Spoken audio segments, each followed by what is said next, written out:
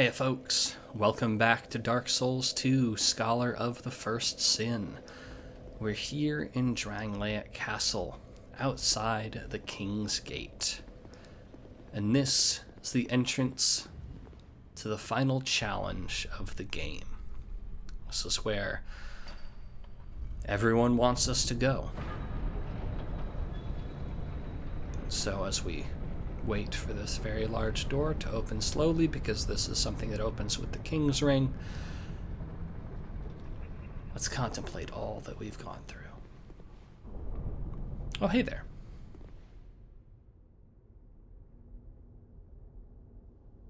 My journey is already complete. My name is Shanalot. The dragon gave me this name, for I was born with none. I was born of dragons, contrived by men. By ones who would cozen fate herself. They are the ones who created me. But they failed. I did not come out as intended. Fate would not be bested, and men were cursed once again. If you proceed, Nashandra will come after you, knowing that you will take the throne and link the fire. She covets the first flame and the great soul. Put Nashandra to rest.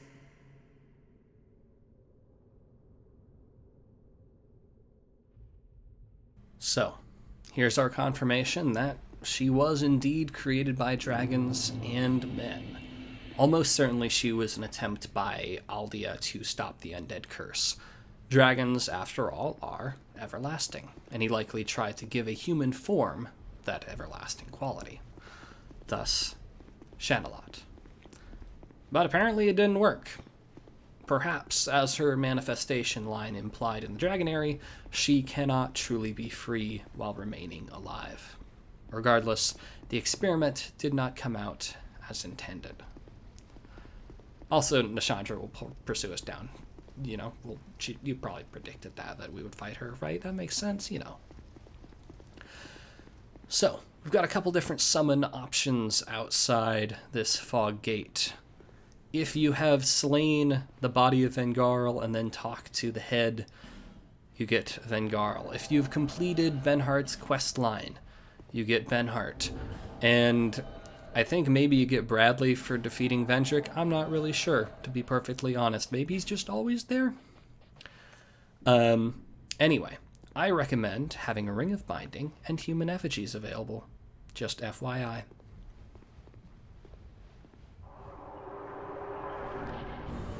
And so we start with the Throne Watcher and Throne Defender.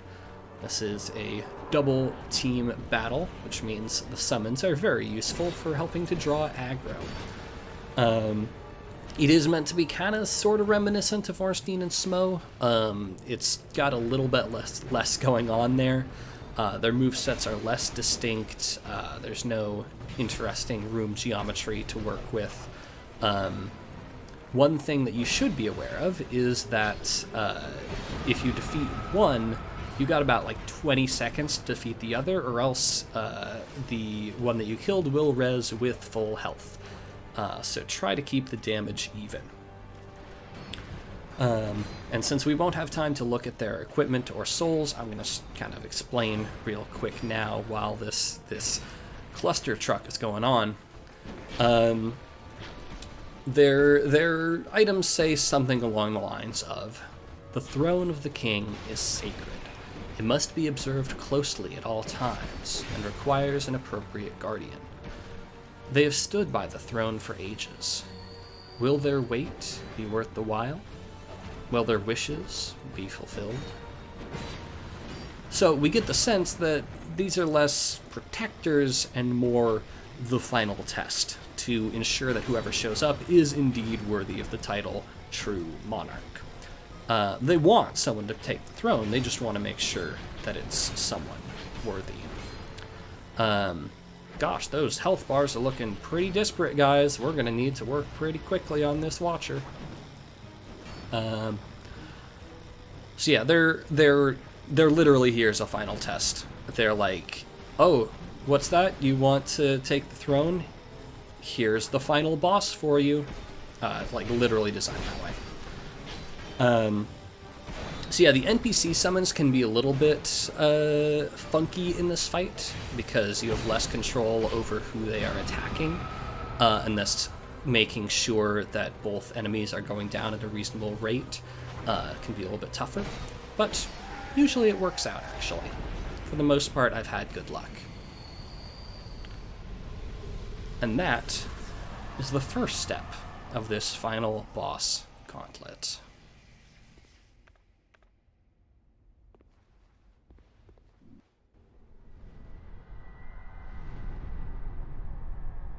Brave undead, you have proven yourself to me.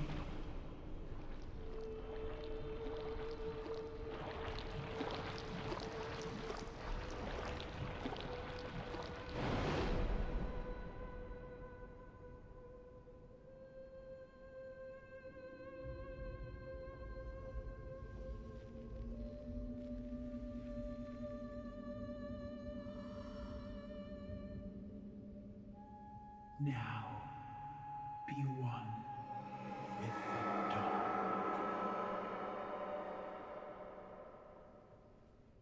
Like with the Throne Watcher and Defender, I'm going to share a little bit about her item descriptions here. The fragments of the abyss of untold origin nourished their beings by the sides of would-be monarchs. Perhaps they were simply ordeals on the way to kinghood. One day, the flames will fade, and only darkness will remain. Unless, of course, an heir arrives. Use the special soul of this prisoner of desire to acquire numerous souls, or to create something of great worth. So this is expanded upon more in the DLCs, which I don't have plans to cover, but it's strongly implied that Nashandra is a humanoid manifestation of a part of Manus' soul. I especially really like this idea that she is a prisoner of desire. Each of the fragments have some sort of descriptor like this, but referring to her as a prisoner drives home the idea of the light-dark order of the world being a shackle on those within it, even someone as powerful and as driven as Nashandra. The weapons made from her soul expand on this a little bit more. The Old One of the Abyss was reborn in death, split into minuscule fragments and spread across the land. The pieces began to coalesce once again, becoming human in shape. The tiniest of these pieces, precisely due to its size, was the first to restore its form. So Nashandra was the first to form because she was small, but despite her size, she was capable and powerful. What's more, her true strength wasn't her might, but her guile. The Bow of Want adds something new. Light and dark are two sides of the same coin, much like the soul and the curse. This reiterates what Aldi has been saying, that light and dark are two parts of the same, which makes sense considering that in the prologue of Dark Souls, fire is what brings about disparity. Light and dark are a thesis and antithesis that emerge simultaneously. It continues, the beings who presented themselves to those in search of kinghood were drawn to their awesome strength. That last bit implies that would-be true monarchs don't seek fire exclusively. Both light and dark present great power that they might desire. I recall, again, the end of Dark Souls 1. The two choices presented are two options that one might not seek out of altruism for the world, but personal lust for power. In the original Dark Souls 2, this is where the story ends. You defeat Nashandra, and the following cutscene plays.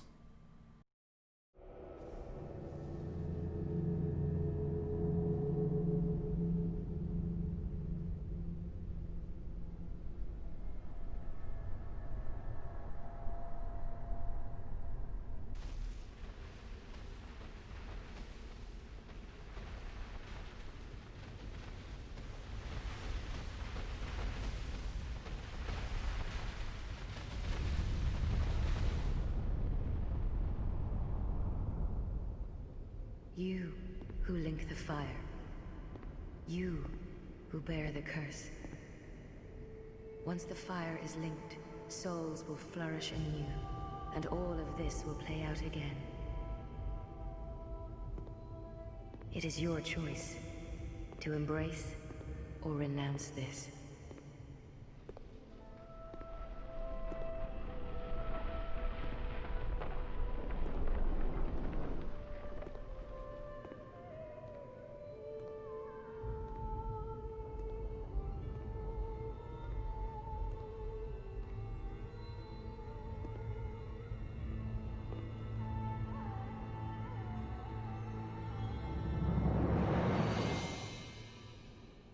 Great Sovereign, take your throne.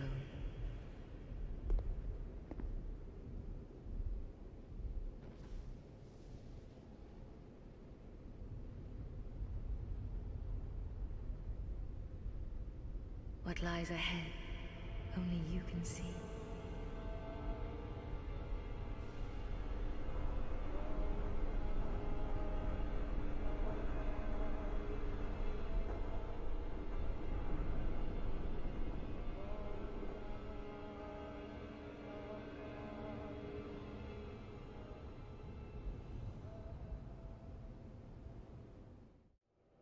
And this ending is fine, I suppose. To me, it's kind of bitter and helpless. Despite ending on a shot stating that we, the bearer of the curse, will decide the fate of the world going forward, it also makes clear that the decision truthfully doesn't matter. As I discussed when at the end of Dark Souls 1, to link the fire is merely a temporary solution. Shanalot reminds us that all of this will play out again. Link the fire, and it'll fade again. We're not saving the world. We're prolonging its end. Again.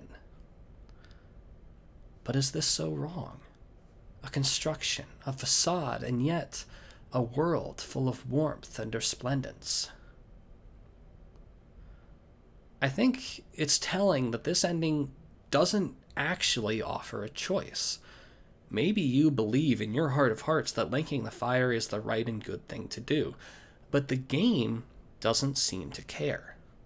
It all ends up in the same place eventually. And the bearer of the curse in the final shot closes themselves off from the world. What lies ahead, only they can see. Does this decision, physically and metaphorically shut off from everything else, have any long-lasting material consequence on the rest of the world? That was, however, just the original ending.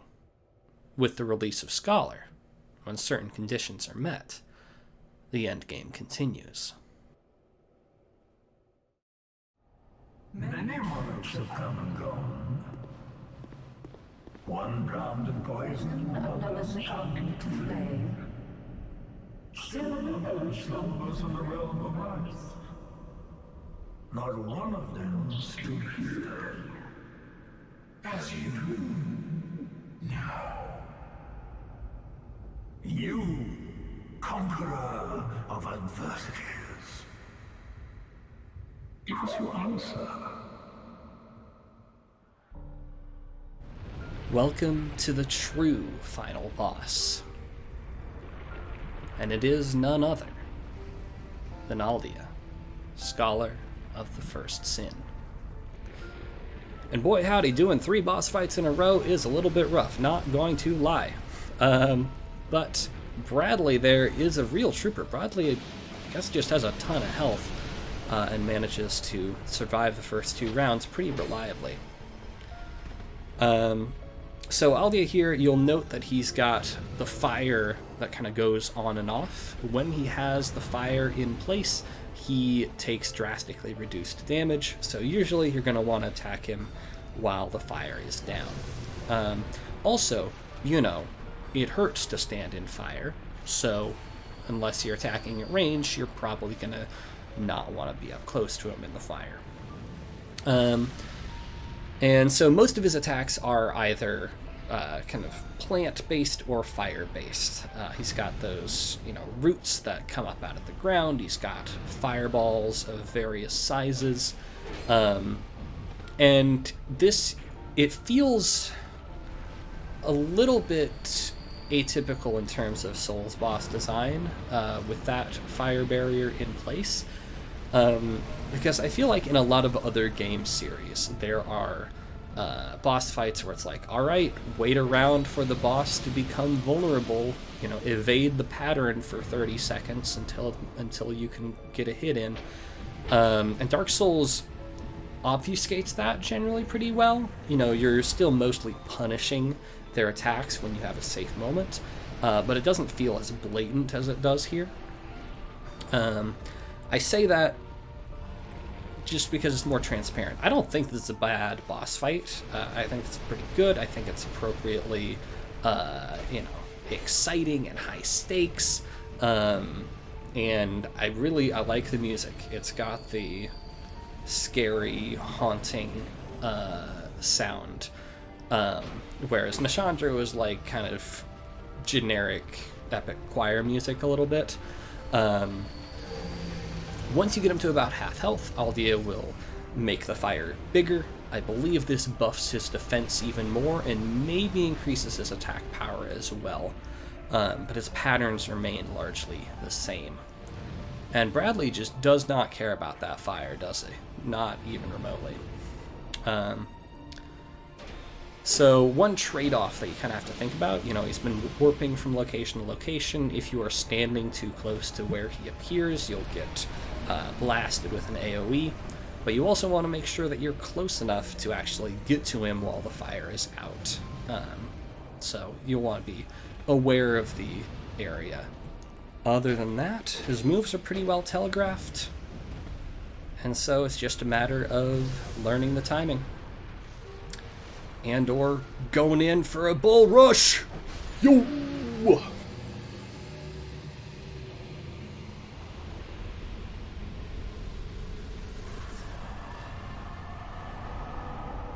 I lost everything and remain here patiently. The throne will certainly receive you. But the question remains. Would you tell me? Light, dark, or something else entirely? With Scholar, we now have a choice. But to me, there's no ambiguity here. I've made my decision. Stay for the credits. I got some thoughts.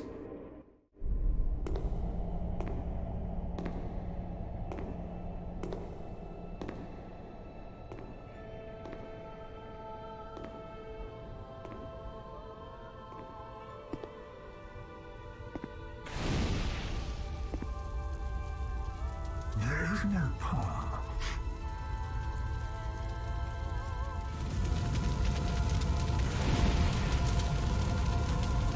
Beyond the screen, beyond what you've done.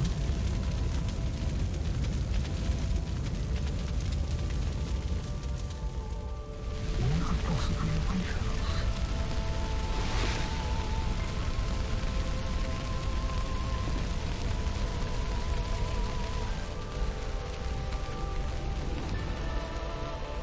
And yet we seek it insatiably. Such is our fate.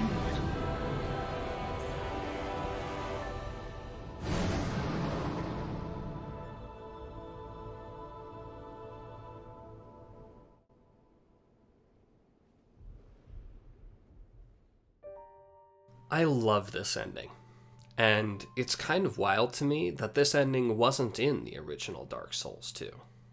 The original release only gave you the option of taking the throne. The entire Aldia plot, including the alternate ending, wasn't included until long after launch. It blows my mind because the Aldia option provides an important addition to the game's conversation with the ending of Dark Souls 1. And the end of Dark Souls 1, I think, is incredibly effective on its own. When it was just Dark Souls 1, it was the choice between an artificial happiness that would eventually lead to fresh decay, and a new order that brimmed with corrupt promise. There were arguments on either side, and the power of that ending for me is the indecision between the two. There is no good ending in Dark Souls 1, just a complex moral dilemma. And I represented this in my Dark Souls series by not choosing either. I let the credits play over a shot of the chosen undead standing, contemplating, with both the first flame and the exit of the kiln within view. In contrast, to me at least, there is no doubt as to the good ending of Dark Souls 2. It's to leave the throne. Dark Souls 2 responds to Dark Souls 1's ending by compressing both light and dark into a single concept, a single option, the yoke that Aldia discusses. The new alternative is to step out into something completely unknown. It's almost what dark represented in Dark Souls 1, but whereas dark was a well-defined option with a test run in the form of Ulasil, shattering the order of the world in Dark Souls 2 is a complete unknown. There is no promise, only vague hope. And I think that's amazing. The idea that in a hopeless situation, in an unwinnable dilemma, one can and indeed must seek a third option. Even though, as Aldia tells us, there is no path. And yet, we seek it insatiably. Such is our fate.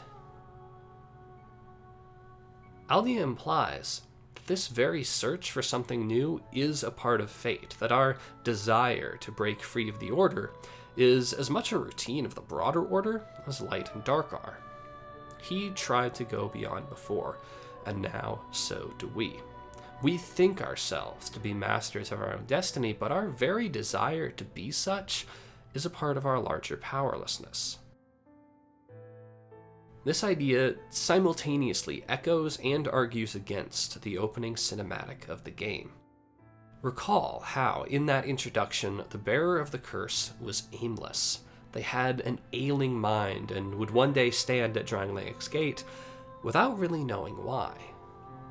They would perish time after time, not out of a passionate drive, but out of instinct, like a moth to a flame. The old woman, deliberately evocative of the ancient Greek fates, tells the player that this is your fate, the fate of the cursed. As we march away from the throne, we find a different interpretation of fate. First, and perhaps the most subtle in language, is the switch from the woman's "your fate" to Aldia's "our fate." No longer are we alone in our journey. The opening cinematic had us losing our past, our future, with the faces of our loved ones melting into anonymity. But now, we have company. Perhaps not literal traveling companions, but we nonetheless possess a spiritual unity with others like us.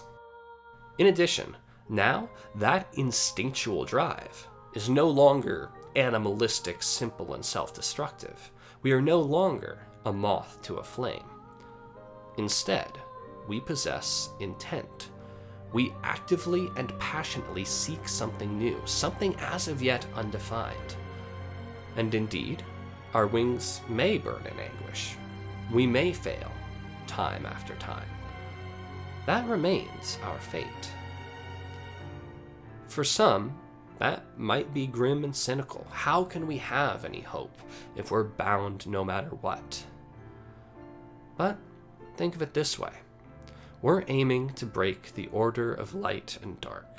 Our drive to do so is in our very nature. And that, in itself, is glorious. And like Frankenstein, I ask, wherefore is it glorious? Not because the way is smooth and placid as a southern sea, but because it is full of dangers and terror.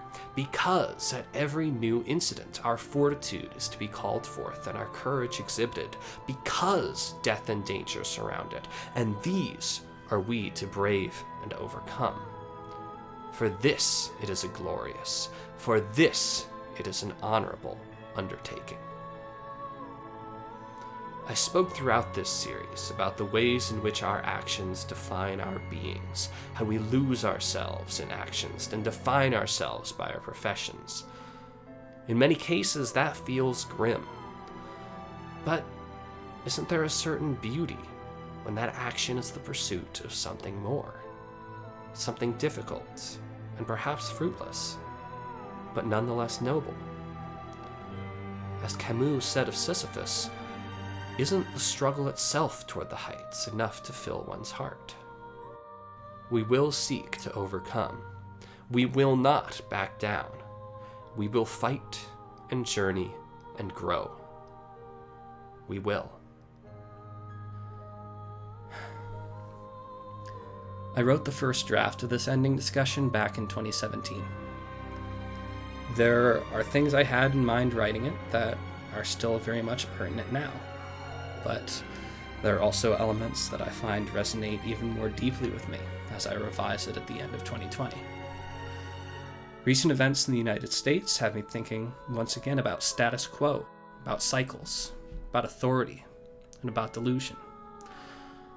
I am perhaps a more cynical person than I was in 2017.